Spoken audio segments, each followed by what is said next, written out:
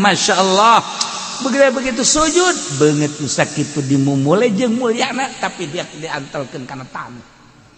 Nu mentak panghebat-hebat nama orang lamun salat di kamar nu hebatna langsung antelkeunana kana tanah. Di masjid mah pan kuari mah taneuh. Kuari mah marmer. Sakitu di marmeran kita teh khusu. Salat apa ngajamin khusu? Kolbuna can dibersihan mah. Lain terletak pada pakaian, pada kolbu. Nah, pakaian mandek bagus dek kumaha engke kolbuna geus bersih mah ngunaheun. Ieu kolbuna. Supaya nyebut Allahu Akbar teh hiji Allahu Akbar. Allah Maha Agung. Tah supaya datang urang ka Allah Maha Agung. Salat urang teh ya bener-bener tawadu. Jadi berarti beneran salatna. Aya sahabatna Rasulullah. Salat hayang bener sih kumaha? Ti mimiti wuduna nu bener cakan. Wuduna heula nu bener. Lamun wuduna bener salat teh bakal bener. Tu wuduna teh bener. Sakumaha papatong hisang. Ieu wudu teh salat teh wal bener.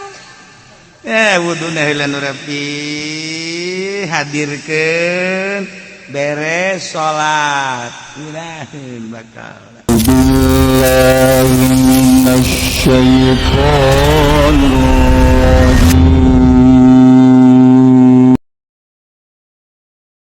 Ieu kahuswanana engke ku Allah dibere aqrabu ma yakunul abdu ayakuna sajidan. Pang deket-deket da kaayaan hamba keur sujud ka Allah. Ketika orang kersujud deket jasa tak ka Gusti sebab orang dek nempelkeun beungeut kana taneuh. Mun deuk menta orang kersujud ka Allah. Kersujud Kangjeng Nabi ka kuping doana la usi sanaan alaika anta kama asnaita ala nafsi kersujud Kangjeng Nabi. Kersujud Kangjeng Nabi a'udzu biridaka min sukhtika wa bi mu'amatika ridha. Mu'afatikan la usisana alika anta kama asnaita ala nafsik. Kanjeng Nabi keur sujud kan maca eta. Ya Allah. Eta keur sujud urang daun kabutuh urang. Masyaallah ar-raki'un as-sajidun salat. Beungeut tu sakieu mulyana dimumulai ku urang tapi didek dipake sujud geus sorga. Iyalah ar-raki'un as-sajidun. Masyaallah. Al-abidun. Gering urang saeutik tetep paksakeun. Allahu Akbar. Biasa we. Saha nu nyaho gering eta anu terus maot aju urang salat bae kan mantep. Ya Allah. 2.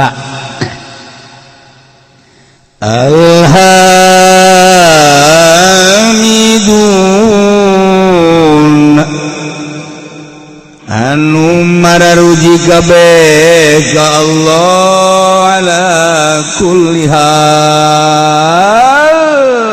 setiap situasi jeung kondisi kumaha bae selalu muji ka Gusti Allah.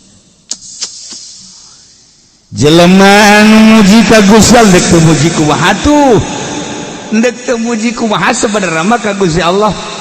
Urang teh eueuh kaya nang Allah ya Allah ya Rabb alhamdulillah diayakeun geus aya di hirupan Gusti alhamdulillah abdi teh diurus ku Gusti sanggeus diurus urang sehat alhamdulillah dibere sehat geus sehat teh pan karasa kuari dahareun nu amis karasa amis nu asin karasa asin pahit karasa pahit peuheur karasa peuheur eta kan ngaranna sehat pokos kitu teh Gusti alhamdulillah peting karasa peting berang karasa berang pan kadang-kadang jelema teh sehat bah berang teu karasa berang peting teu karasa peting teh sehat ngaranna ieu mah sehat alhamdulillah muji ka Allah ya Allah ya Rabb.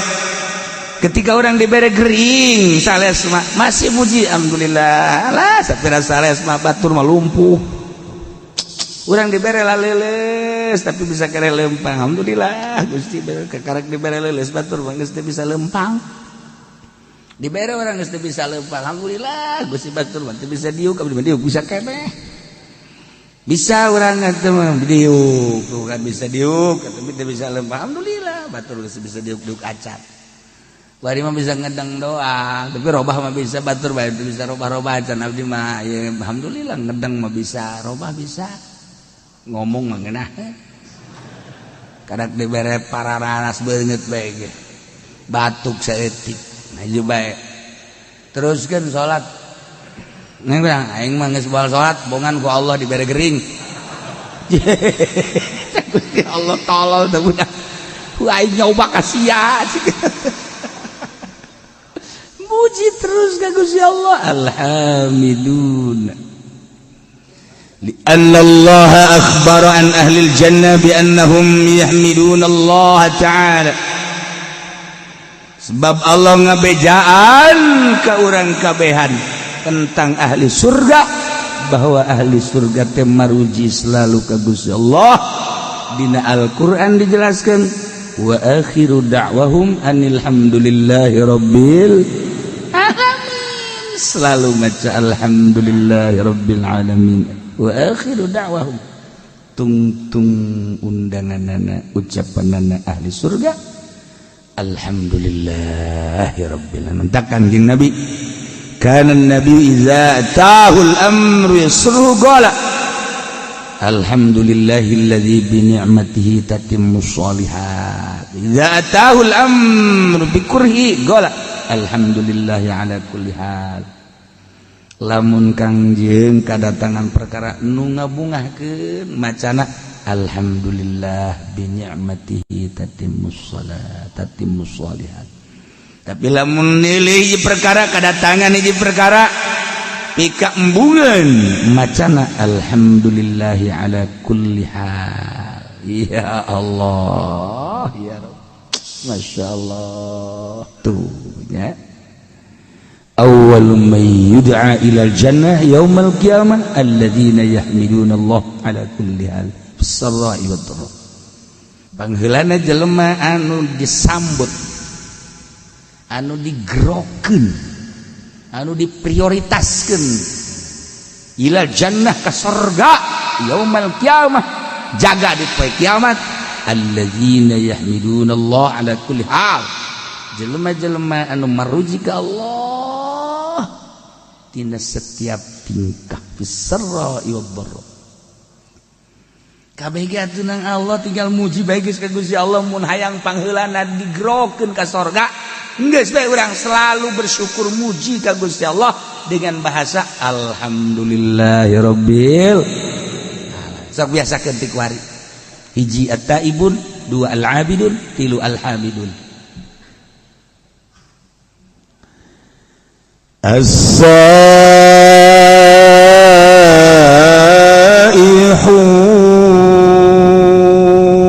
nomor kaopatna as-saihun teh ditafsiran ku Imam Jalal teh as-saimun nu pararwasa kabeh ya Allah padahal asal nama saihun teh anu nyuksruk berangkat ninggalkeun lembur dalam rangka ibadah bahasa kerenna mah berkelana tapi berkelanana lain yangan ani ieu mah berkelana seuri heran aing mah ieu mah berkelana ibadah ya karim ya Allah as-saihu jelema-jelema nu ninggalkeun lembur ibadah ka Gusti Allah keberanian si Imam Jalal nafsiran as-saihun wa as-saimun lantaran jelema anu puasa teh kapan ninggalkeun kangenahan dahar, kangenahan minum, kangenahan jima, kuninggalkeun dahar minum menjima, maka sarua jeung jelema anu beberangkatan ti imahna. Ketika jelema berangkat ti imahna menuju satu daerah, eta teh kapan ninggalkeun kesenangan-kesenangan. Sapoe dua poe mah kadang bekal aya keneh, 3 poe 4 poe bakal aya keneh.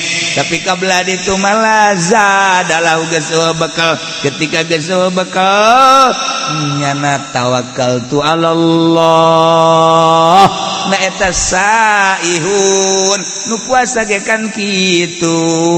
Sanajan teu ngomong ka Gusti Allah sarua jeung kieu Gusti, abdi teh ieu teh dibere sehat ku Gusti, tapi abdi ayeuna erek ninggalkeun heula dahar, ninggalkeun heula nginum, ninggalkeun heula pamajikan jimba moal.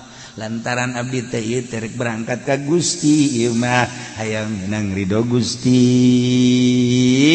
Padahal mah dahar halal, minum halal, jima halal, tapi abdi hayang ngadeukeutkeun diri melalui pepegatan ala kadar datang ka magrib. Ai geus magrib mah abdi ge eta mah qada.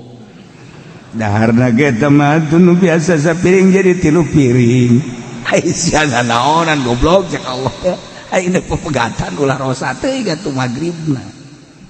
Hampura bae Gusti mah. Tah eta kan pepegatan dagarana saihun. Oh, jadi atuh majaz lah cek ahli bayan mah teh saihun. Wow, gede ganjaran anak puasa Senin, Kemis atau Rajab ya saihun sepuguh Ramadan sorga. Ya Allah, sakitu ge dibejaan komo mun teu bejaan engke sia mah nyedekeun ka aing di akhirat. Nyedekeun begitu ku malaikat ditimbang balu puasa Rajaban. Bonganna ki uci teu ngabejaan, mana tak ki ucina tolol. Aing ke di akhirat di demo ku sia. Ai kitu mah geus ngabejaan. Aing datang aya naon. Jojoakan aya naon. Hah? Teu dibejaan, teu dibejaan naon. Puasa Rajab. Ulang ngirung atuh sia ngomongna. Saya orang ngiru ngomong nah itu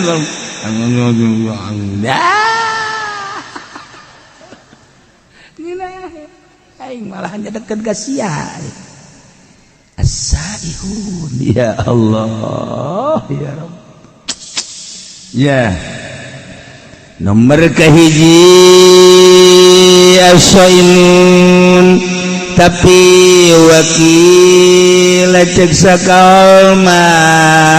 Iya dina hadis cek dina hadis siyahatu ummati as-shaum tadi atawa talabatul ilmi jelema nu neangan ilmu agama eta adalah saihun ninggalkeun lemburna ti Belaraja ti Cisoka ti SPT Espatan SPT Espatan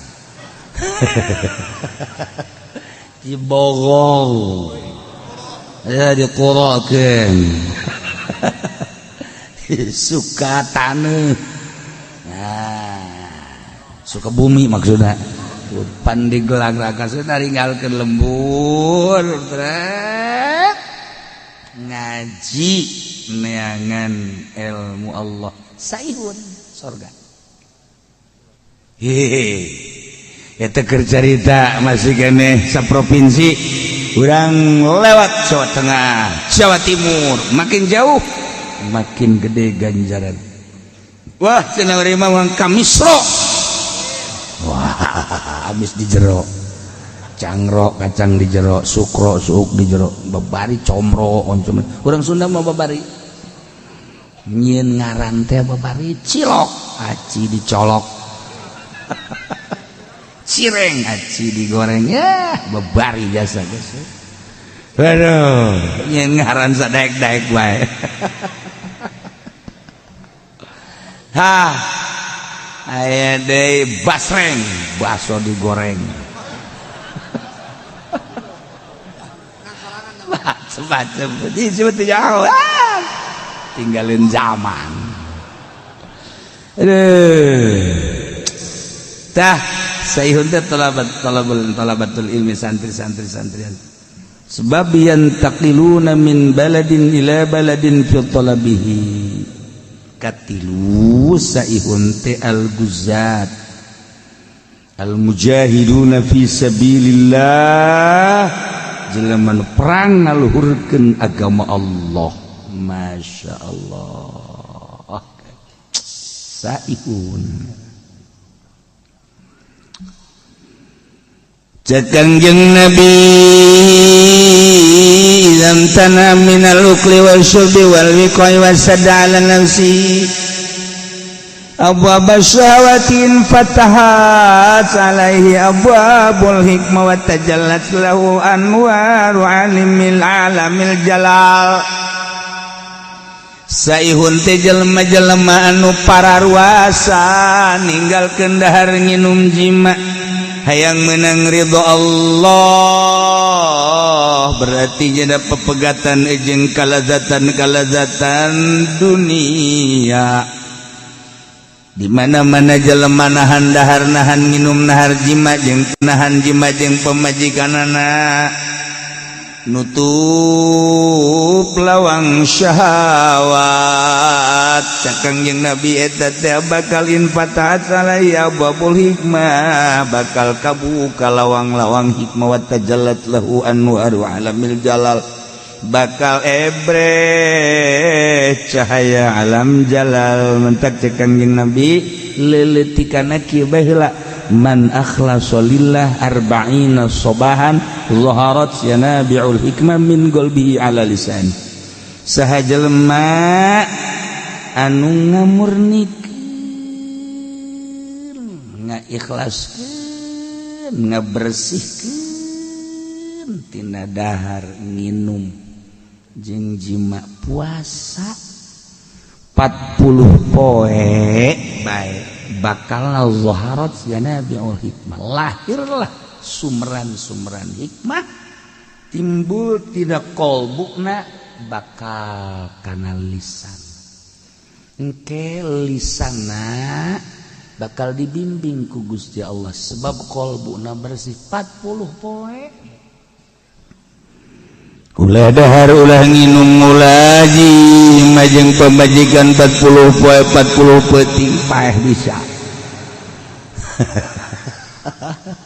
lain hajulah sakaligus peutingna saeutik bae berang tapa ngaran tapa ya Allah ya Rabbi abdi teh terik belajar tapa we dina bulan Rajab teh di pepegatan heula jeung sangu jeung nginum jeung jima peutingna ala kadar be urang teh lobakeun tafakur ka Gusti Allah tadarruk ka Gusti 40 poe coba ge ieu cak Kangjeng Nabi man akhlasa lillah arba'ina sobahan 40 poe bersihan zaharat yanabi'ul hikmah bakal lahir sumran-sumran berhikmah geus omongan urang teh anu tatadina ku pamajikan tilok didenge ku urang mah didenge tatadina pan pamajikan ka batur mah daek-daek kana kasale ki mah tilok asal-asal ki ngomong mah ngajebian deh salon deh kitu banak pan urangnya ha coba ge 40 poe urang tapa beuh pamajikan ge ujianana nampe di urang coba Kak ngomong sih Kak abdi asana rindu masyaallah eta bersihan 40 poe saihun ngaran masyaallah jadi engkena lamun geus berhikmah min qalbihi ala lisani atuh payasiru minas saihina fi alami jalalillah al muntakilina min maqamin ila maqamin wa min darjatin ila darjatin jadi engkena kasupkeunana ngalalakon fi alamir ruhaniyah mindahkeun alam jasad ka alam ruhani atuh kudu ditapaan iyalah ngaranna saihun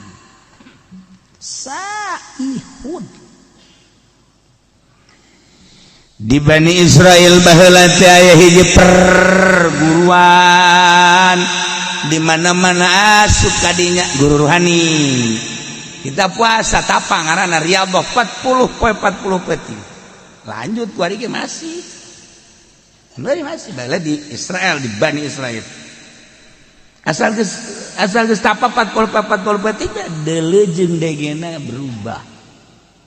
Ambeuna berubah. Kuari geus jadi aya di alam ruhan. Hebat eta perguruan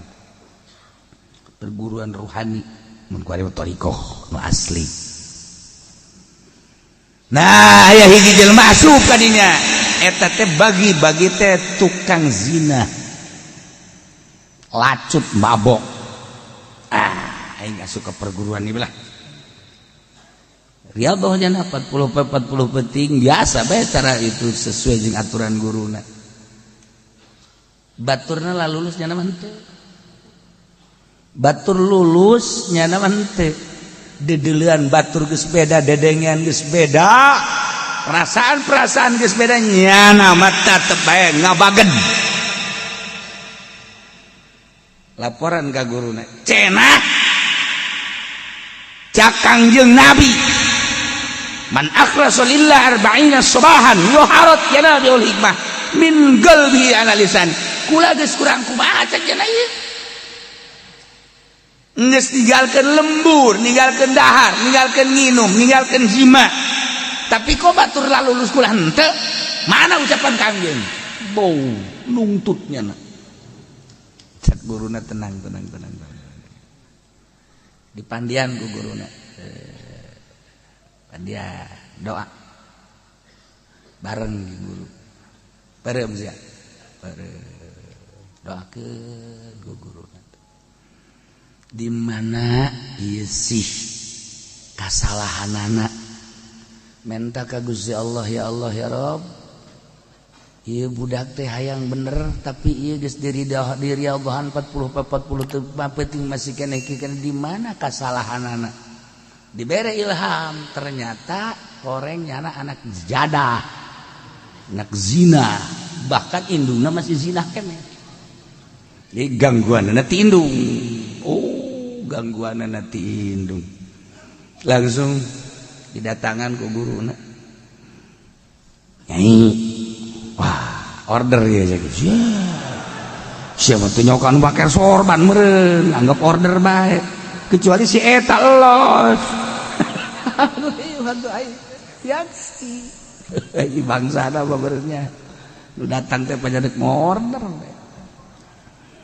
naon ieu kalengitan anak leungit cek anak kugu waduh tukang neangan order lain masalah gitu bi anak aya di pesantren kula di pesantren sanunita teh budak pondok aing mah teu sudi teu ridho oh paingan tuh kan jadi ieu budak teu nepi-nepi teh eueuh ridho ti indung iya cek manehanana ieu anu jadi cikal bakal ngalanjutkeun perjuangan naon lah pokoknya perjuangan maksudnya perjuangan naon bisnis non migas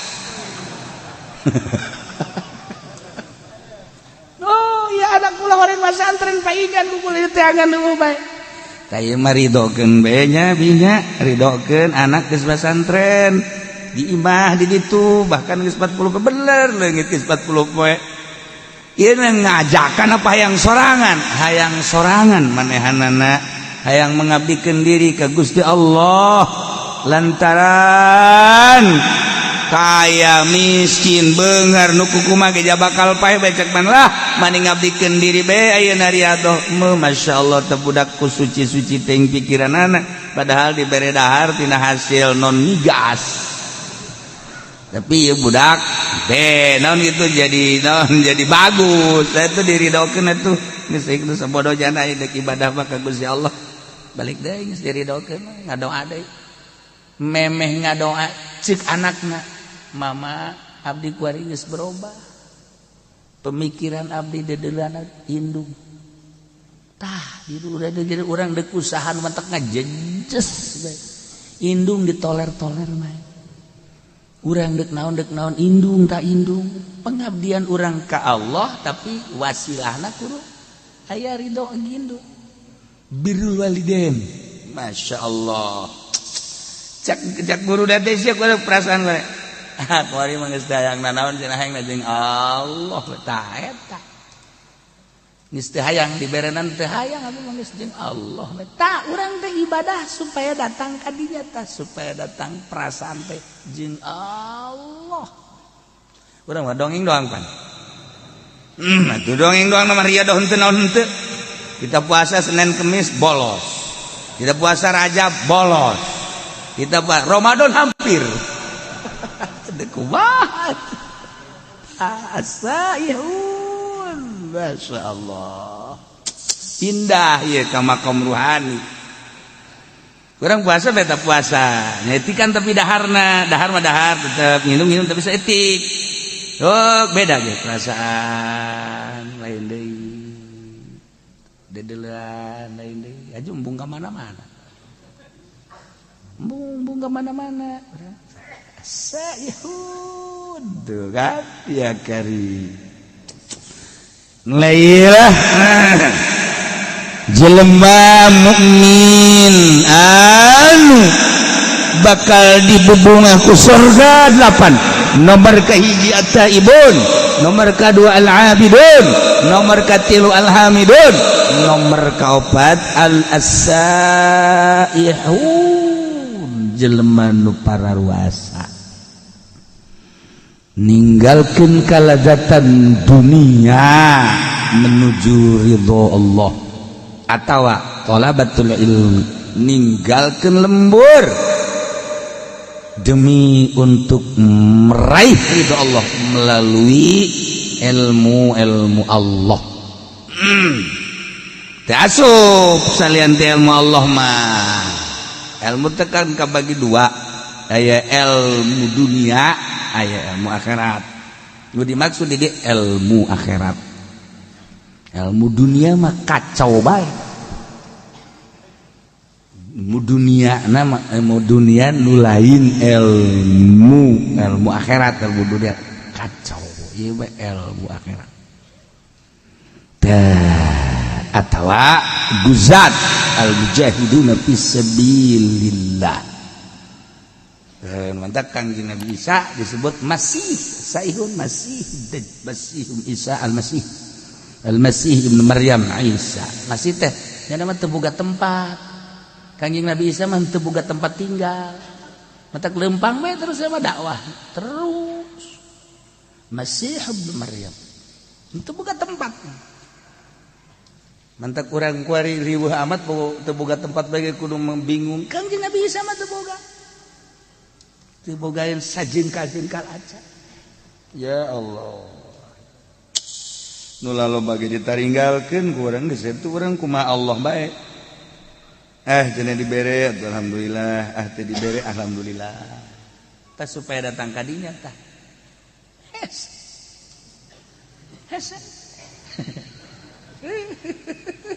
Karena bala lener tuh. Budak jasana aing mah teu pernah ngawakafkeun eta ka masjid. Kok pajar wakaf bae. Ieu tuh Bapak Kolot wakaf. Atuh kunaon teu bebeja ka aing ka Bapak Kolot jigo.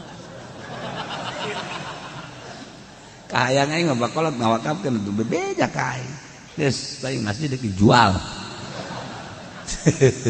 Masya Allah kayak lain nambahan wakaf pendahan ngejual wakaf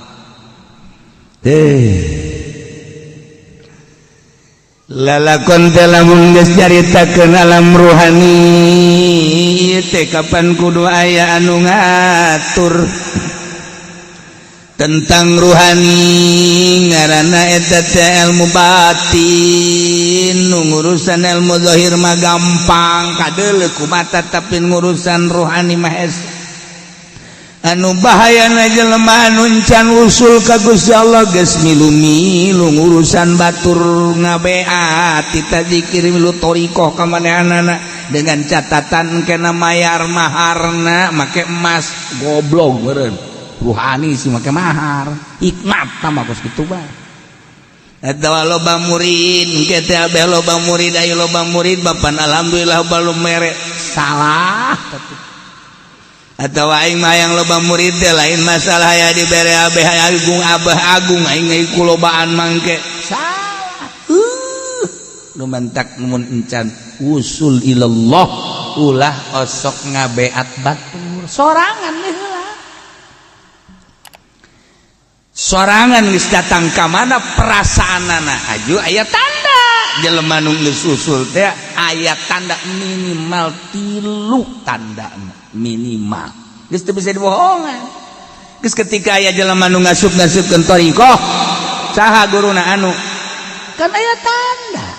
Aduh karunya amat eta takabur tu budak ngasup-ngasupkeun thariqah ih cek janakeun ibadah ka urusanana aya syariat mah syariat eta thariqah mah lain kudu geus usul. Ya tuh usul nu nyaho tama iwal ti Allah pan aya tanda tangkal ge dipelakeun sirungan kadeuleu ku urang sirungan ajo kembangan kadeuleu jubuahan atuh sarua teh ge ku ahli mah kanyahoan tah ieu kan ku ari loba thariqah kajajaden main beat bae make emas sekali beat 10 gram atau sapi hiji teu mah ilmu jurig teh bagus kitu mah. Atau nanti ceri bakalah asal balai zikir bae ulah atas nama thariqah setungtung make atas nama thariqah make aturan ikan dek mindahkeun alam tina alam jasad ke alam ruhani. Kan di alam ruhani urang urusan roh tinggalin ke bakalna jasad zikirna ge kan urang teh kuari mah zikir ruhani geus lain zikir jasad. Geus lamun zikir ruhani engke urang bakal ngelengan sebab asbab dibawa kana roh geus kudu anu ngabimbing ieu teh basuda asayahu jelema anu ngalang-lang buana berangkat ninggalkeun jasad ndek menuju ruh as-saihun batak di manaan as-saimun pasti atuh sorga ieu mah jelema sorga neangan guari urang teh anu bebeneran deuk ka Allahna anu lalampahanana teh lillahi ta'ala di lembur urang teh angan kiai namun salat nulillahi ta'ala alamun ngazakat lillahi ta'ala kiai eta lamun ngaji embungeun dibayar nya nama tilok make turga target lamun make turga target eta mah lain kiai nu kitu mah ngaranna ronggeng. Mun aya kiai make target tukos kitu ngaranna ronggeng kiai hijikeun jeung sinden Karawang. Saihun mah lain kitu lillahi ta'ala. Oh, sasalaman ipis teu kudu usada mah lillahi ta'ala ditarima ge paling 10.000. Barang mung kandel mah teu kudu. Ente ulah ente. Aduh. La ilaha saihun ya. Eueuh di urang perkumpulan halqah. Riungan thariqah eueuh. Kuduna makan aya babacaanna khusus, tujuanna khusus nu ngabimbingna khusus. Cara ashabus supah geus ulah hayang nanaon. Geus abeh ulah kabita neuleuh motor, teu kabita neuleuh mobil, teu kabita neuleuh jabatan makomo hiji we Allah.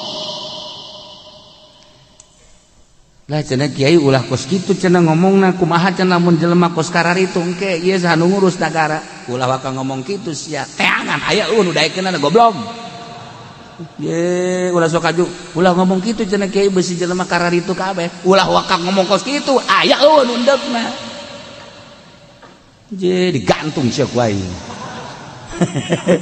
teh sok arep ngomong kitu atuh cenah lain syariat Kangjeng Nabi jangan kos kitu mah kumaha lamun jelema kararitu kabeh ayo saha nu endegna ayo ninggalkeun warung ninggalkeun toko ninggalkeun tani ninggalkeun bisnis ninggalkeun pamajikan ibadah bae ka Gusti Allah aju cek cenah ngomong atuh mun kos kitu kabeh teh ulah waka ngomong kos kitu kabeh sia we endeg moal tembak siapa ini parangsana naon beureuh hese ugu pan Kangjeng Nabi mameme diangkat jadi rasul teh hubiba dipake ka sekolah nyepi heula Kangjeng Nabi teh dibere embung babarengan jeung makhluk jeung jelema teh dibere embung ngadenge suara-suara jelema teh dibere tebet tangah hiji jeung jelema teh hubiba ilayal khala resep nyepi datang ka Kangjeng Nabi teh naek ka Guha Hira sorangan memeh diangkat jadi rasul teh mawa bekal Kangjeng Nabi teh Zamzam ala kadar roti ala kadar korma ala kadar pertama Kangjeng Nabi teh di ditu teh kan saminggu ke naik deui ka ditu teh jadi 12 poe naik deui 15 poe dibere resep nyorangan di Guha Hira teh eta gunung teh can pernah katincak ku jelema Kangjeng nu ngamimitianana masyaallah kan ibadah bae ka Gusti Allah teu hayang ngadenge suara-suara studinya ka Gusti Allah lempeng ka Baitullah ibadah tahanus ngaranna dibere resep kos kitu nu mah tak wajar lamun malaikat Jibril datang sebab keur nyorangan urang mah kuari can pernah riadoh di pondokna ge di pondok modern boga jaringan organisasi barang datang ka imah dek urusan agama ti mana horeng tai podol sero teu pernah tapa ieu di pondok pesantren salafiyah bae kuari geus unu tapa komo di SMP lain si oreng senawiyah maksudnya lain ulah tapi lain dek urusan agama tah mah administrasi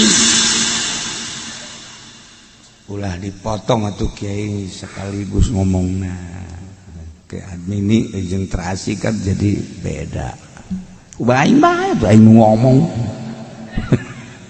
tah engkena jadi kada demes kana dunia kada demes engkena kada dunia lah cenah kiai henteu ieu mah deuk nyon pondok pesantren modern tapi teu kada demes kana dunia nonggeng aing mana jelemana beungeut tak kos kumaha beungeut tak kos kumaha kiai salafiyah hese ngariung asal tadi dibere berkat bae haju bae ngahiung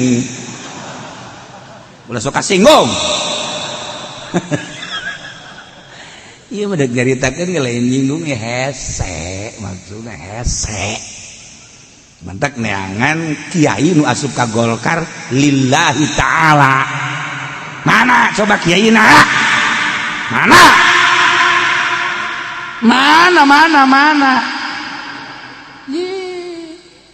sia asal ikhlas atau mal beres maksudnya ulah lain ulah berarti hese itu kelihatan hese atau mangga bae tah mah henteu cenah nu di NU mah ikhlas mana bangetna banget mah ikhlas kumaha emang lain ge henteu cenah nu di HTI mah ieu mah dina di huruf dah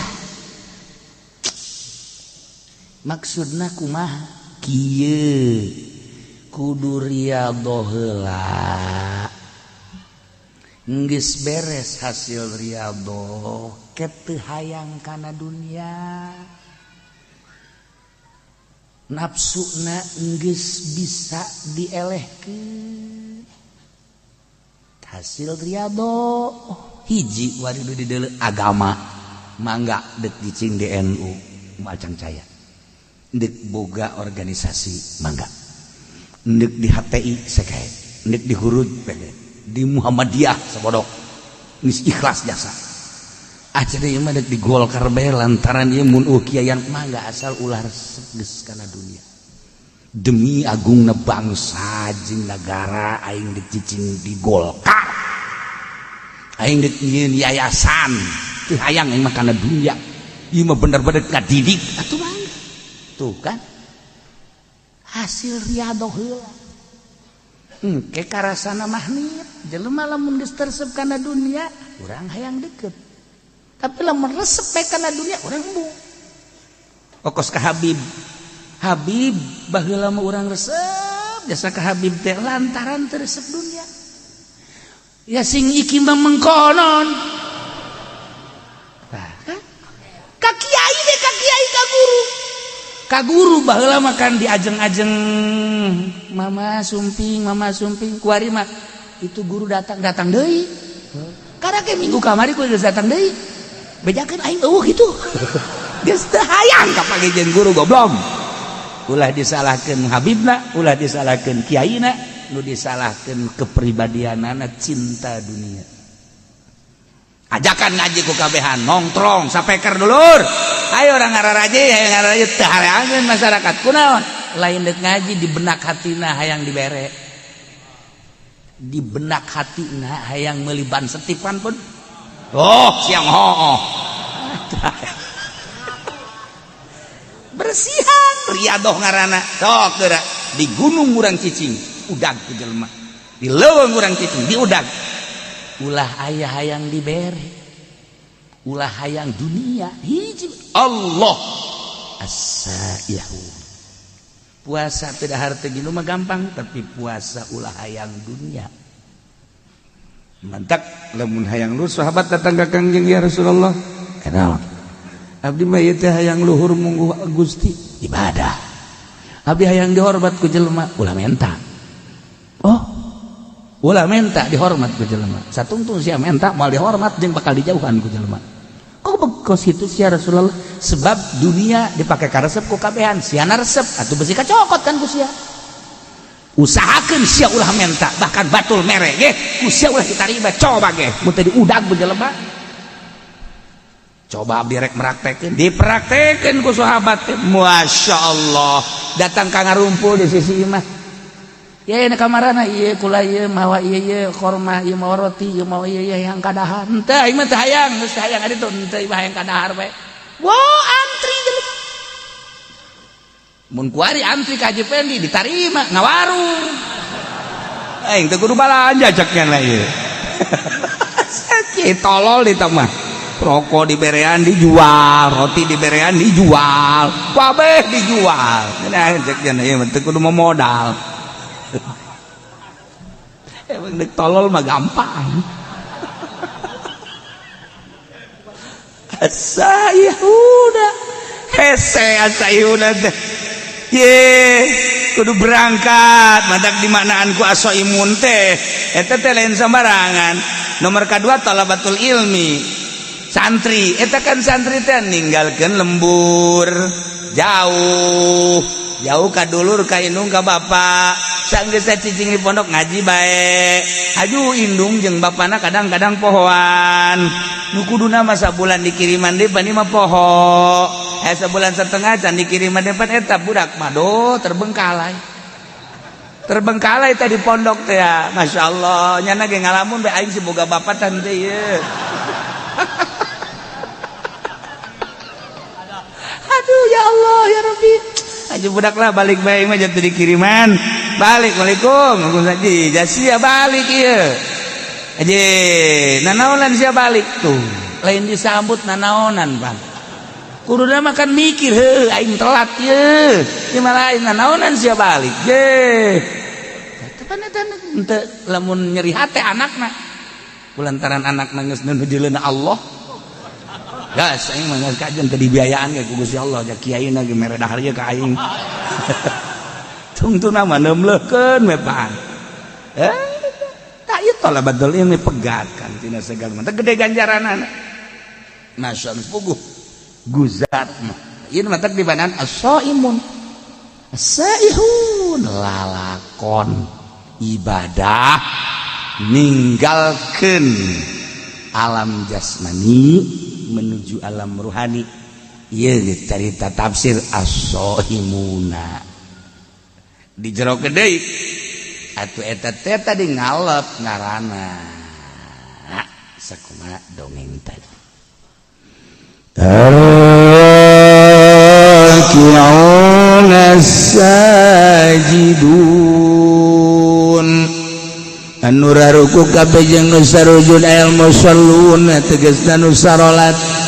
Raki'un jeung sajidun teh kinaya kana salat sebab hiji ibadah anu dirukuan kecuali salat, hiji ibadah anu disujudan kecuali salat. Dimimitian kunang tung dah nangtung mamasi kene loba anu nyaruan tapi ketika ruku jeung sujud mah geus nu mantak nu dimaksud nama rakiun sajidun teh salat tapi nu diomongkeun nama rakiun sajidun teh jeung qaimuna sebab qaimun mah aya anu ngakuran tapi ruku jeung sujud mah teu aya. Nah nu bakal dibubungah ku sorga mukminun teh anu ar-raki'una sajidun sarolat salat teh maksudna manem bongkeun katawaduan ka Gusti Allah lantaran awalul maratibit tawadu lillahi ta'ala al-qiyam awalul maratibit tawadu lillahi ta'ala warruku wasatuha wasujudu goyatuha nangtung awal darajat DPDP ka Gusti Allah ruku pertengahanana sujud puncakna. Masya Allah.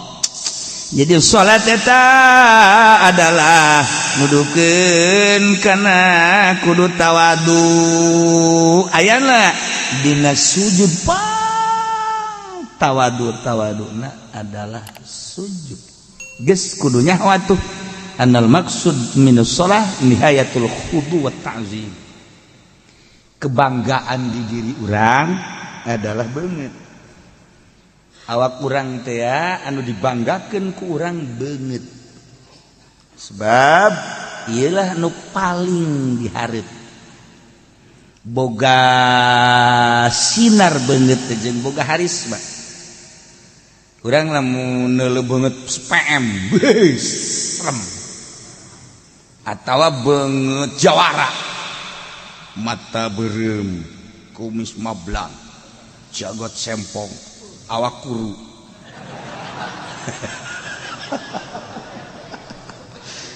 ceking teh eta kan urang sieun namun kuru jasa lamun lintuh jasa eta sieun. Tapi lo biasa-biasa mah awak kan teh sieun. Cuma kuru jasa tapi kumis gede sieun urang. Ieu jelema normal teh sieun.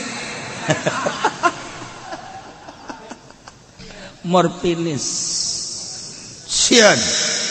Tah. Iya. Ya, jadi kebanggaan. Beungeut eta jadi kebanggaan.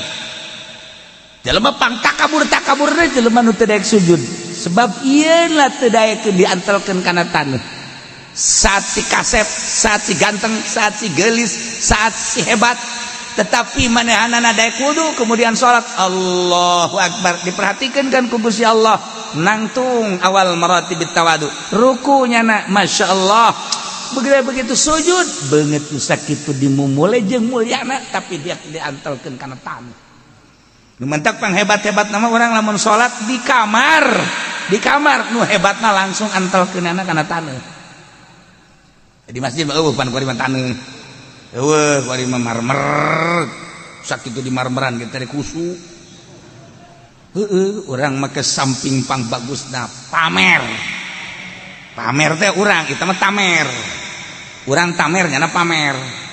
orang mah tamernya nama pamer maksudnya.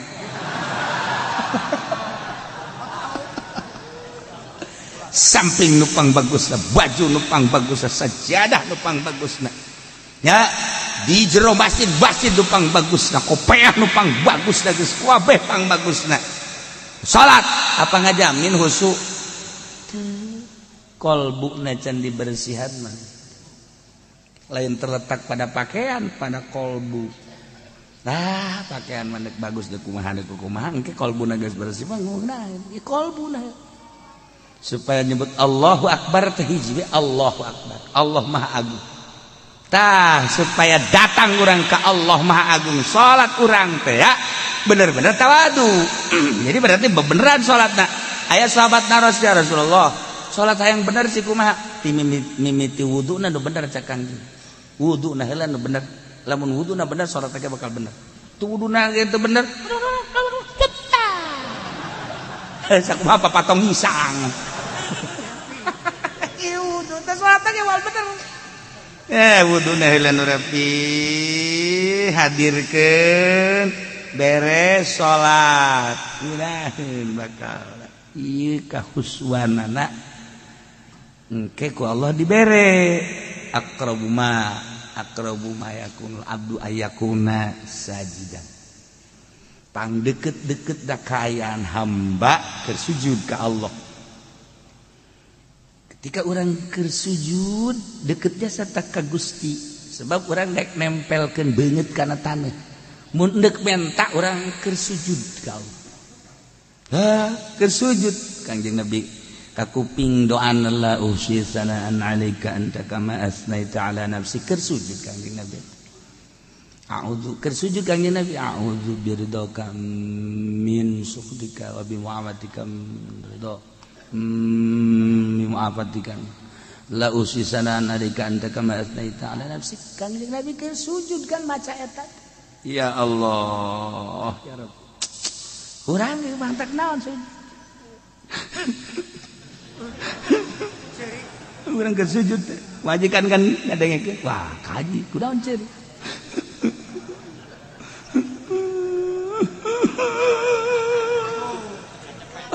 Majikan ge bagtara milu nya ge milu ceurik.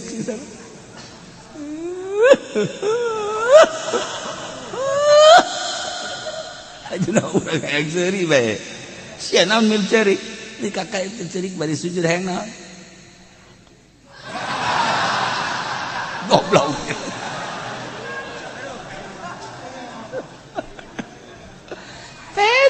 Sujud urang naon kabutuh urang. Masyaallah ar-raki'un as-sajidun salat. Beungeut tu sakieu mulyana dimumulai ku urang tapi daek dipake sujud geus sorga. Iyalah ar-raki'un as-sajidun. Masyaallah.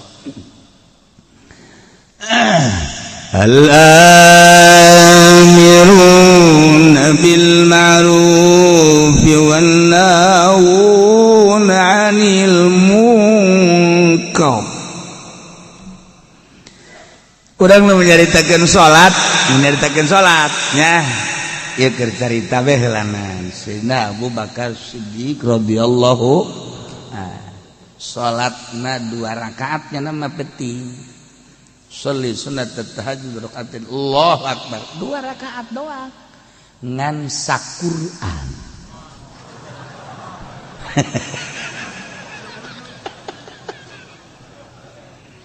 Bismillahirrahmanirrahim. Alif lam dzalika alkitab la raiba fihi hudal lil muttaqin alladziina yu'minuna bil ghaibi. Ruku engke wal yatalattaf wala yushriku ahada. Allahu Akbar. Rakaat kedua waliat taraf datang ke kul a'udzu birabbin nas. Sayyidina Abu Bakar Siddiq radhiyallahu. Sayyidina Umar salatna sarua 2 rakaat saquran. Sayyidina Utsman mah sarakaat saquran. Jadi 2 rakaat teh 2 Quran. Ulah loba omong anu sejennya. Ieu mah urang asa urang nyaho bae mah heulanannya. Ulah loba ngomong eungap kadengena. Lu bentak Sayyidina Utsman mah gelarna ge Zinnurain. Zinnurain teh ngabogaan dua cahaya sebab nikahna ka putri Kangjeng dua diborong Sayyidina Utsman. Ye, Ruqayyah pupus nikah ka Ummu Kulsum. Tak Ummu Kulsum pupus nikah ka Siti Ruqayyah. Eta Sayyidina Utsman mentak Zinnurain perintah ku Gusti Allah, ti Gusti Allah kawinkeun deui ka putra Anjeun Muhammad. Sebab naon? Salat tahajudna sarakaat saquran. Jadi 2 rakaat 2 Quran. Percis kos urang mah kitu.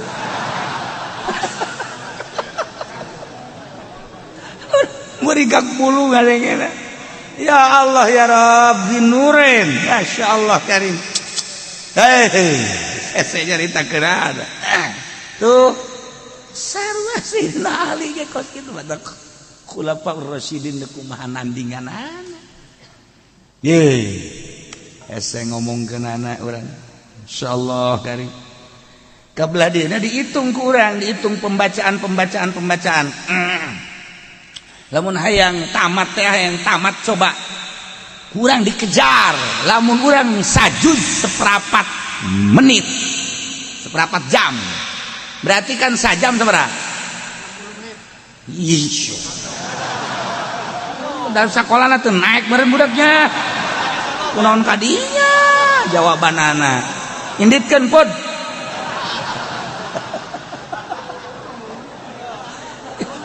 Jadi berarti sajam sabaraha? 4 juz. Sajam 4 juz. Jadi lamun 60 juz teh ya. Lamun 60 juz sabaraha jaman? Eta keur dikejar ku urang teh saparapat jam. Nah, lamun hayang rineh kan setengah jam. Kurang sajuz teh setengah jam. Sok geura baca kurang setengah jam. Kula masuk ngitung. Cek aing maca Quran coba ye. Lamun saparapat jam. Wah, bisa ngabuncal-buncal. Mus mun aya jelema bisa kan capek 20 rada deres setengah jam normal eta nu lancar setengah jam normal aing ngeunaheunana mah atuh sajam lamun sajam sajuz atuh berarti lamun hayang 60 juz 30 juz tambahan lah lamun maksudna dua kali tamatan tah sarakaat diudag kurang jadi berarti 60 juz 30 juz eta kan hese tah ngudagna moal ka udag geus kurang moal bisa nuturkeun Sayyidina Utsman Sayyidina Abu Bakar Siddiq moal bisa oh nyana mah lain alam ieu ngalengkah ke alam ruhani. Okos azan Ki Bilal lamun didengekeun ku urang 60 km kadeng. Ki Bilal suarana. Allahu akbar. Allahu akbar. 50 kilo. Kadenge kaserang berarti. Coba Haji Pendi tidak azan. Ayo coba. Di luar etang adenge bae kotok anjing bikin ka sia. Kotok batur. Bilal 60 kilo masyaallah karim. Moal bisa diukur ku kumaha ge eta mah suara karomah tah mah. Suara karomah jelema keur ngangon kararieu bae. Jelema anu keur di sisi jalan kararieu nu di imah kararieu Ki Bilal eta begitu adzan masyaallah. Nu tengah jawab buabeh dihitung 30 kilo suara karomah tama kuari ge urang bisa make HP streaming bener teh ngomong eta streaming tama baju awewe streaming aduh Gusti Allah ieu keur carita karomah mal ka udah urang teh batu geus alam nana asaihun arraqiun sajidun. Aduh Masya Allah. Pokoknya orang nyaritakeun sahabat-sahabat tentang maca Quran. Urang geus tinggal tabena bae mangga hese. Urang hayang istiqomah bae hese maca Quran. Allah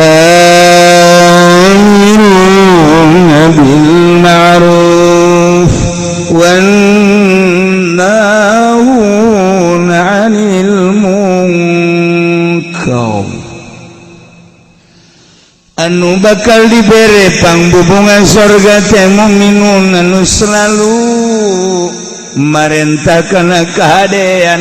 Ma'ruf nomor hiji adalah iman, merentahkan iman. Wanahuna 'anil munkar, anu ngalarang tina munkar. Hulu munkar adalah kafir, berarti merentah iman ngalarang kafir. Eta kapan pang gede nah pagawean. Lamun urang nita iman ngalarang kafir ka jelema nu kafir, timbul bakal naribut. Nanti jawab perangan. Al-amiruna bil ma'ruf wa nahuna 'anil munkar, perang ka jeung kumaha. Hiji-hiji atuh, hiji-hiji heula. Al-amiruna bil ma'ruf, merentahkanlah kahadean, dimimitian ku merentah iman. Beladi tula merentah ulah maksiat, merentah kana keadaan ibadah. Wa nahuna 'anil munkar, yang berat mah nyegah tina munkar. Entak lamun teu disederhanakeun ribut diunggal negara kajian kumaha, sebab ieu perintah amr ma'ruf nahi munkar.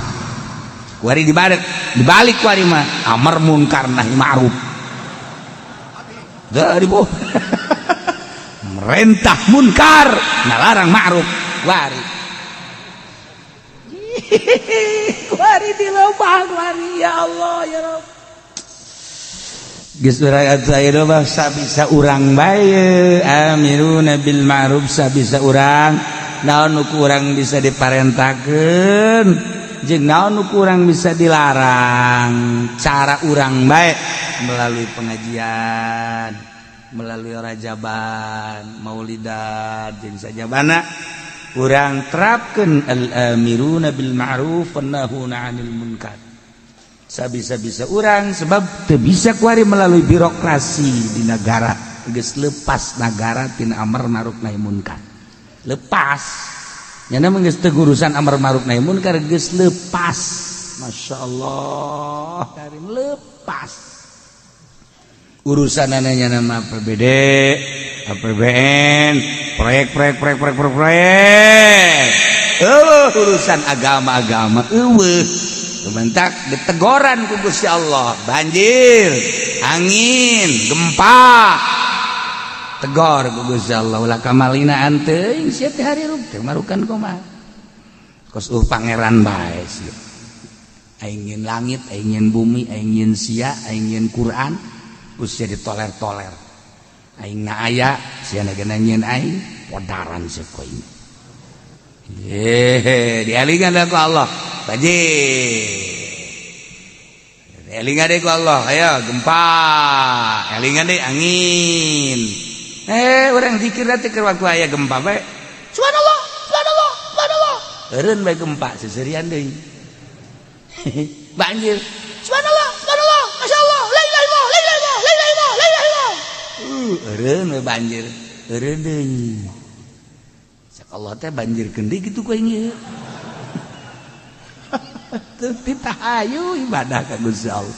Jadi pamarentahna eueuh bae deui nu nitah.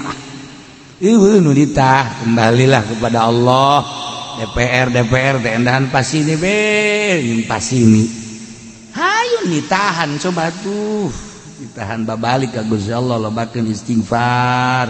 Jadi urang ngeunaheun gitu tang ngadengena. Eueuh we nu ngahayu-hayu kejadian alam.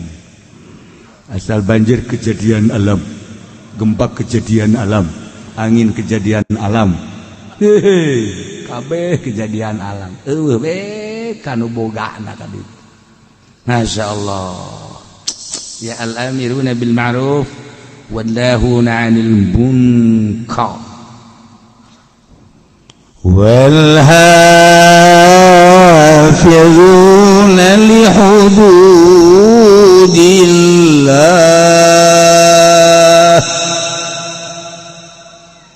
Jeung jelema-jelema nu ngaraksa kana batasan Gusti Allah. Maksudna batasan teh li akamihi tegasna manu ngajagaan kana hukum-hukum Allah bil amali biha ku ngamalkeun kana hukum-hukum Allah mun hayang nyaho gede na hukum saasa sapotong ayat ieu wal hafizuna li hududillah sapotong ayat eta teh sakitu tah nyaho bakal gedena bakal gede dah hukum Allah emang kumaha nu ngajagaan kana hukum Allah teh disebut taklif ari taklif teh pamerdih teh perintah kabagi dua aya ibadah disebut ubudiyah aya muamalah ibadah ieu teh urusanana patalina jeung salat jeung beatuh engke dina fikih babus salat jeung nu patali kana salat wuduna jeung patali kana syaratna jeung patali jeung pembatalanana ieulah hafizuna li hududillah hite salat engke salat lagi aya fardu aya nu sunnah aya nu makruh aya nu haram oh ieu hafizuna li hududillah puasa babagian ibadah puasa ieu kan puasa tah geus naon teh hartina puasa kemudian puasa nu farduna nu mana puasa nu sunahna nu mana aturan-aturan puasana kumaha dibuat bae ke babus saum hafizuna li hududillah salat puasa zakat sarua dijieun kana fikih babus zakat haji babul haji ya Allah ya Rabb ieu tah wal hafizuna li hududillah jadilah bagian ubudiyah jieun bab ieu menang nyokot tidak hafizuna li hududillah aya bab salat jeung nu ta'alluq kana salat bab puasa jeung nu ta'alluq kana puasa bab zakat jeung nu ta'alluq kana zakat bab haji jeung nu ta'alluq kana haji ya karim ieu wal hafizuna li hududillah sebab li ahkam kuari bagian muamalat eta aya anu patali jeung usul asolah jeung anu guer asolah nu asolah ieu adalah bagian kana hawasul khamis panca indra teh kabagina 5 atuh panca teh 5 indra jadi indra nu 5 mana hiji-hijina mazuqat rasa malmusat ieu tah masmuat ieu tah ceuli masmumat ieu tah irung mubsorot ieu mata dijieun dina fikih engke nu patali jeung mazuqat patali jeung mazuqat teh rasa berarti ieu urusanana kadaharan jeung inuman eta lah mazuqat ayalah ke di fikih babut ta'am berikut jeung syurbi-syurbina lah geus lamun carita ta'am engke kabagi ka dituna aya nu nabat aya nu hayawan geus lamun nu nabat sarana pertanian kumaha eta fikih ka dituna lamun anu hayawan kabelah dituna engke aya anu hayawan urusan mencitna urusan nu dijadikeun udhiyahna urusan anu dijadikeun buronanana jeung sajabana dijieun engke babna dina mazuqat jokotna masyaallah isa potong ayat wal hafizuna li hududillah mal anggeus setengah magrib ayo sia mazuqat tadina fikih teh lamun urang ngarti mah ya ngarti oh ieu babut ta'am oh mazuqat berarti muamalah oh huluna namun urang nyaritakeun ieu teh babus saum oh ieu teh bab ubudiyah ngaranna tina wal hafizuna li hududillah berarti patali jeung puasa ubudiyah bedana muamalah jeung ubudiyah naon ari muamalah mah limaslahatin mar'iyatin lidin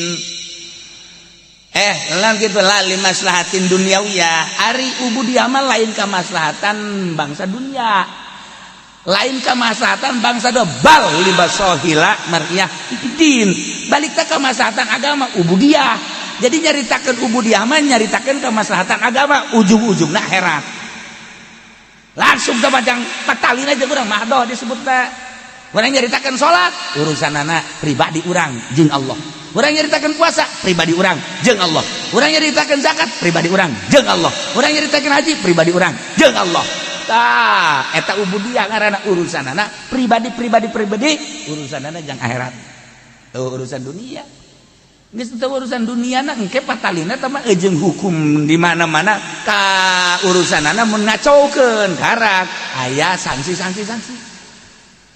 muamalah mah urusan dunia ya nu tadi tah madukot tina cicip rasa berarti kan urusanana dahareun inumeun kuari malmusat teh nu diragap teh baju taragapeun malmusat geus mana nu haram dipake jeung mana nu meunang dipake ya baju pakaian asupna malmusat wal hafizuna li hududillah aya aturanna anu dipake ku urang teh aya nu haram aya nu halal kitu keneh barang-barang malmusat sendok piring pinggan jeung sajabana barang-barang dapur mana nu halal jeung mana nu haram istimalna malmusat karana termasuk awewe papa mana nu haram ditoel jeung mana nu wajib ditoel sia asal kos kitu be hudang dan aya nu haram ku urang diusapna malmusat tah deungeun aya nu meunang ku urang dicekel ka anak atuh ka dulur mah harap aya anu wajib ku urang dicekelna lamun nya anak ku urang ngagusur bae ka ieu geus teu kuat jasanya urang geus teu make calana ieu kula ieu tah eta eta malmusat ngaranna tah eta berarti kan babna bab wiko bab jima geus lamun bab jima marana malmusat kadituna teh kan berenana kudu aya bab nikah geus lamun aya bab nikah nu ta'alluq kana nikah babna engkena mahar bab imah bab kitu napakah tuh dijieun dan pikir tina malmusat kabelah dituna engke anu muzilah lin nikah anu ngaleungitkeun kana nikah tolak berarti engke kadituna tolak teh kabagi-bagi bae tolak bain kubro dan sebagainya engke kadituna aya anu ngaleungitkeun dengan cara sumpah ilah dengan sumpah zihar dan lain sebagainya eta pikir di huluna mah wal hafizuna li hududillah patalina jeung malmusat jieun babna sabaraha puluh kitab wal hafizuna mal anggeus datang ka magrib malah ayo sia karake madukot nomor kedua malmusat nomor katiluna masmumat nu kaambe naon nu kaambe ku urang anu halal anu haram anu makruh urang teh lamun nyium pamajikan diciumkan di ambean sunah menang ganjaran tapi lamun dihandapeun bujal ka handap udah coba-coba ambean ku sia buka di ambean eleh ke bodongkol mah tah ieu bas kumaha teh aturan-aturanana dibere dijieun babna dina fikih ya karim doh mazukot malmusat kemudian ayeuna mah masmumat kuari masmuat nu kadenge ku ceuli mana nu meunang didenge cek fikih mana nu haram didenge mana nu makruh didenge kitu keneh mubsorot mana anu meunang dideuleu mana anu haram dideuleu mana anu makruh dideuleu geus diatur dina fikih ieu sakadar wal hafizuna li hududillah eta keur katali jeung asalah ku hari patali jeung tabaiyah teh urusanana urusan muamalah ngan bangsa tabai nah ieu teh urusanana aya anu hak milik kejadina aya anu luar milik aya anu jadi milik ya dengan sendirina aya anu wajib jadi ngamilik kudu jadi sabab kudu jadi naon kitu ngaranna dibere aya dan lain diatur jadi milik ku sebab jual beli B ngaranna dijieun engke dina fikih babul bae kabelah dituna B teh aya bae bil ain wa ain bil ain benda jeung benda aya anu daen bil ain aya anu ain bidaen aya anu daen bidaen nu mana nu meunang jeung nu teu meunang geus diatur na fikih ngajual daen bidaen hutang kana hutang teu sah ngajual kuari urusanana ain bidaen bizimah kredit anu dua harga sah geus diatur ku agama wal hafizuna li hududillah geus diatur kabelah dituna engke aya anu urusanana rohnu urusanana ijalah urusanana bab muamalah milik anu ngabistikeun kana jadi milik ieu urusanana waris tina waris ke jadi tina ahli waris ke jadi hibat jadi wasiat yang sajabana di dieu bab ieu tina wal hafizuna li hududillah masyaallah karim.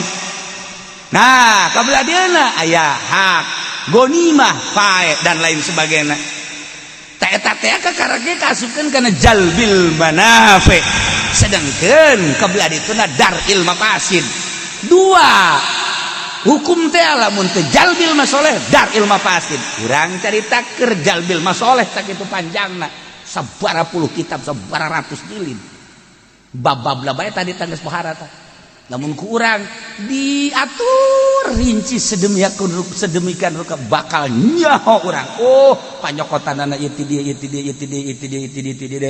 panyokotanana ieu ti dieu engke urang milihan kitab ieu mah kieu ngomentar kitab ieu ngomentar kieu ngomentar kita aya huluna wal hafizuna li hududillah ya Allah engke anu daf'il madar nah daf'il madar teh urusanana aya anu hifdzul nasal hifdzul mal hifdzul adsab hifdzul ukul ieu daf'il madar teu meunang dirusak harta berarti kudu hifdzul amwal cara ngajaga harta dijieun ku urang aturan-aturanana kemudian ansab turunan hifdzul ansab nasab berarti kan kudu dijaga ku urang ketika urang tengah jaga turunan kena sanksi tuh kan andai kata urang ngarusak harta cara ngarusak harta aya nu iklan anu kopiah keur iklan jelas-jelasan berarti kan maling lamun anu sasamaran berarti kan nyopet kan aya aturanana iya karim geus lamun ayeuna jelas-jelasan kumaha hukumna dina fikih nah sarikoh ngaranna lamun ayeuna sasamaran eta ngaranna copet kosi eta copet ngaranna ada atuh aya aturan-aturanna eta tidak hifdzul amwal ajalah hifdzul abdan badan urang teh kapan kudu dijaga diriksa ketika dirusak berarti kan kena sangsina aya anu ngarusak awak sagalbang awak kulli nafsin berarti kan sawak sabeuleug geujeur berarti kan di dituna teh aya babna engke bab kisos bab had bab dan lain sebagainya lamun ba'dil abdan ngan curug doang ngan leungeun doang engke kan ti dituna berarti naon tah bab had jeung sajabana masyaallah hifdzul amwal hifdzul ansab hifdzul ukul akal teu meunang dirusak dengan cara kumaha bae akal dirusak teh mabok narkoba kena sanksi kumaha sangsina dijieun bab dam daril mafasid nah iyalah wanahuna wal hafizuna li hududillah anu ngajaga ngariksa kana sapirang-pirang batasan Gusti Allah tegasna mah ngamalkeun hukum-hukum Allah urang kudu sadar lamun cek agama haram geus teh kudu mah haram lamun cek agama halal kudu mah halal saeukeun sanakeun ku urang ieu mah makruh hayu tina ubudiyah tina muamalah engke lah dijadikeun bae 5 4 geus ubudiyah tina muamalah munakahat jinayat jeung jinayah 4 jadi ngajikan kajonteun ka luar negeri kajonteun ka mana bae nyaritakeun fikih mah hulu nangan 4 doang hiji ubudiyah nomor kedua muamalah nomor katilu munakahat nomor kaopat jinayat ieu dan dina ayat teh ieu wal hafizuna li hududillah sakitu doang geus talar ieu teu bisa kabeh talar ieu teu bisa kabeh hese al hafizuna li hududillah ya Allah maha kawasa Allah maha besar Allah maha segala-gala Allah dengan sekelumit bahasa Gusti wal hafizuna li hududillah tapi kerangkum kabeh karampid kabeh pikih-pikih sop pikih kabeh sadunya aya kabeh di jero ayat wal hafizuna li hududillah. Nu opat hulu teh tadi hiji ubudiyah dua munakat tilu dua muamalah tilu munakat opat jinayah tidinya dijieun bab puluhan di kitab disyarahan deui ya Allah ya Rabb nu jelas mukminun anu wal hafizuna li hududillah ngajaga ngariksa ngamalkeun kana hukum-hukum Allah nyangakeun sadaya-daya kumaha cak Allah bae abdi banggeus percaya bae cak Allah haram-haram cak Allah wajib-wajib cak Allah sunah-sunah geus moal aya ruka-reka eta mah hawa nafsu teh mah nu kitu ngaranna cek Allah salat wajib abdi bandek ngalaksan cek Allah zakat wajib abdi bandek cek Allah puasa teh Ramadan wajib mangga haji kitu keneh ai lain dilarang mah ku pamarentah basa aya corona tuh bandek bae kitu teh tuh nya deuk abdi mah ieu urusan-urusan nu dilarang soal jual beli berarti mau muamalah hambalayah muamalah kitu keneh munakat kitu keneh jinayat abdi mandek nurut bae ka Gusti Allah jahirup malila di alam dunia.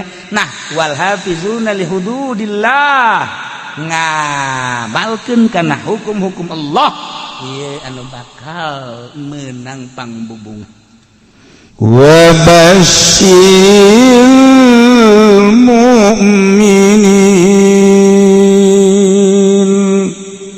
bungakeun ku anjeun Muhammad para mukminin carana bere bil jannati surga ya Allah mukminin anu boga karakter at-taibuna al-abidun al-hamidun as-sa'ihun ar-raki'un as-sajidun al-amirun bil ma'ruf wan nahuna 'anil munkari wal hafizuna li hududillah etalah anu bakal dibere pangbubunga surga wa basyiril mu'minin mudah-mudahan urang kabehan dibere bisa muka mata hati urang sehingga urang bisa ngamalkeun ayat at-taibuna sampai dia jeung urang nemah ka Gusti Allah Subhanahu wa taala hingga urang dibere ku Gusti Allah pangbubunga